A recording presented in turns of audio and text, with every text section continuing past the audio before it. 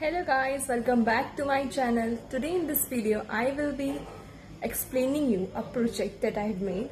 So basically it is a game, guess the number. It is a game and I have written the code in Python. So we'll explain that to you in the easiest way possible. So as you can see, this is a game to guess a random number generated by computer. So basically, in this game, computer generates a random number, and the user has to guess uh, which number is it. And if the user guesses a smaller number, the computer will give hints like trying guessing a bigger one or the smaller one, and like that. Now, if I just explain the whole code and then we'll show you on the terminal how it works. So I have used random, import random. This random is a module as you can see here, and uh, basically our number is a random number is equals to random dot rendent 1 comma 100. So this code basically generates a random number between 1 to 100.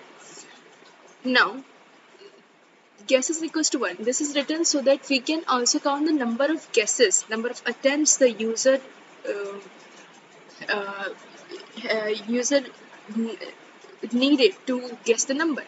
So guess is equals to 1, a is equals to minus 1.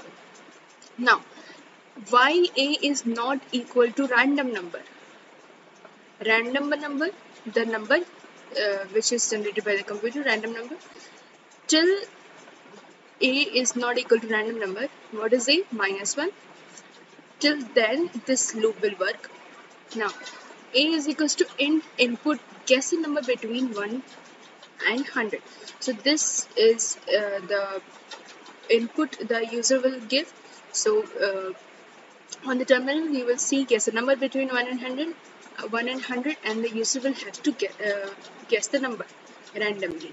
Now if the number is greater than a, if the input is greater than the random number that is generated by the computer, then the computer will show try guessing a smaller one so that the user can guess that the number which he is guessing is much bigger than the expected one. So and for that we after that we have written guesses plus is equals to 1.